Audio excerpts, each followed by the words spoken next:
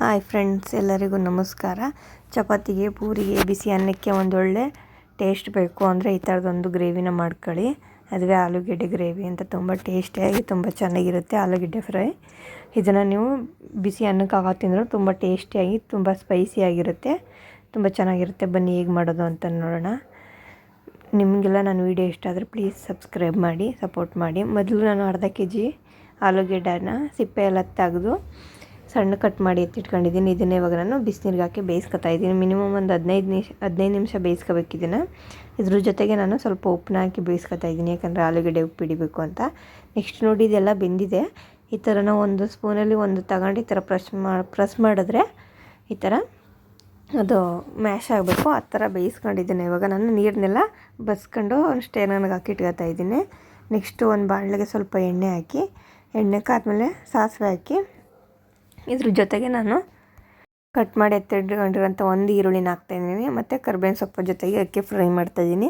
ಇದೊಂದು 2 ನಿಮಿಷ ಫ್ರೈ ಆದಮೇಲೆ ಇದ್ರ ಜೊತೆಗೆ ನಾನು ಉಪ್ಪು ಹಾಕ್ತಾಯಿದ್ದೀನಿ. ಉಪ್ಪು ಹಾಕಿದ್ರೆ ಬೇಗ ಫ್ರೈ ಆಗುತ್ತೆ ಅಂತ. ಆಮೇಲೆ ಒಂದು 3 ಹಸಿಮೆಣ್ಸಿಕಾಯಿ ಹಾಕ್ತಾಯಿದ್ದೀನಿ. ನೆಕ್ಸ್ಟ್ ಇದೆಲ್ಲ ಫ್ರೈ ಆದಮೇಲೆ ಇದಕ್ಕೆ ನಾನು ಕಸ್ತೂರಿ ಮೇಥಿನ ಒಂದು ಅರ್ಧ ಟೇಬಲ್ ಸ್ಪೂನ್ ಅಷ್ಟು ಕಸ್ತೂರಿ ಮೇಥಿನ ಈ ಥರ ಕೈಯಲ್ಲಿ ಕ್ರಷ್ ಮಾಡಿ ಹಾಕಬೇಕು. ಕಸ್ತೂರಿ ಮೇಥಿ ಹಾಕೋದ್ರಿಂದ ಫ್ಲೇವರ್ ಚೆನ್ನಾಗಿ ಕೊಡುತ್ತೆ ಅಂತ. ನೆಕ್ಸ್ಟ್ ನಾನು ಎಗ್ ಮಸಾಲ ಪೌಡ್ರ್ ಹಾಕ್ತಾಯಿದ್ದೀನಿ. ಇದೊಂಥರ ಟೇಸ್ಟ್ ಕೊಡುತ್ತೆ ಎಗ್ ಮಸಾಲ ಪೌಡ್ರು, ಅದರಿಂದ ನಾನು ಎಗ್ ಮಸಾಲ ಪೌಡ್ರ್ ಹಾಕ್ತಾಯಿದ್ದೀನಿ. ನಿಮಗೆ ಬೇಡ ಅಂದರೆ ಸ್ಕಿಪ್ ಮಾಡಿ. ಇದ್ರ ಜೊತೆಗೆ ನಾನು 1 ಟೇಬಲ್ ಸ್ಪೂನ್ ಖಾರದ ಪುಡಿ ಮತ್ತು ಧನಿಯಾ ಪುಡಿ, ಅರಿಶಿನ ಪುಡಿ ಇದನ್ನೆಲ್ಲನೂ ಹಾಕಿ ಫ್ರೈ ಮಾಡಿ ಇವಾಗ ನಾನು ಬೇಯಿಸಿರೋಂಥ ಆಲೂಗೆಡ್ಡೆನ ಹಾಕ್ತಾಯಿದ್ದೀನಿ. ನೋಡಿ, ಈ ಥರ ಹಾಕಿ ಚೆನ್ನಾಗಿ ಕಲಿಸ್ಕೋಬೇಕು. ನಿಮಗೆ ರೈಸ್ಗೆ, ರಸಮ್ಗೆ ಏನಾದ್ರು ಸೈಡ್ ಡಿಶ್ ಆಗಬೇಕು, ಪಲ್ಯ ಥರ ಬೇಕು ಅಂದರೆ ಇಷ್ಟೇ ಇದ್ದರೆ ಸಾಕು. ಇದಕ್ಕೆ ನೀರು ಹಾಕೋ ಅವಶ್ಯಕತೆ ಇಲ್ಲ, ಯಾಕಂದರೆ ಅದು ಹಂಗೆ ಚೆನ್ನಾಗಿರುತ್ತೆ.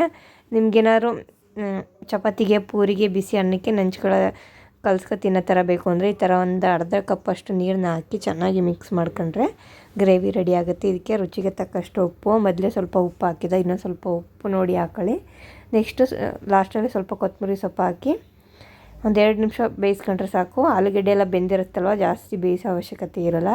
ತುಂಬ ಚೆನ್ನಾಗಿರುತ್ತೆ, ತುಂಬ ಬೇಗನೂ ಆಗುತ್ತೆ. ಇಷ್ಟ ಆದರೆ ಪ್ಲೀಸ್ ಲೈಕ್ ಮಾಡಿ, ಶೇರ್ ಮಾಡಿ, ಕಮೆಂಟ್ಸ್ ಮಾಡಿ, ಪ್ಲೀಸ್ ಸಪೋರ್ಟ್ ಮಾಡಿ.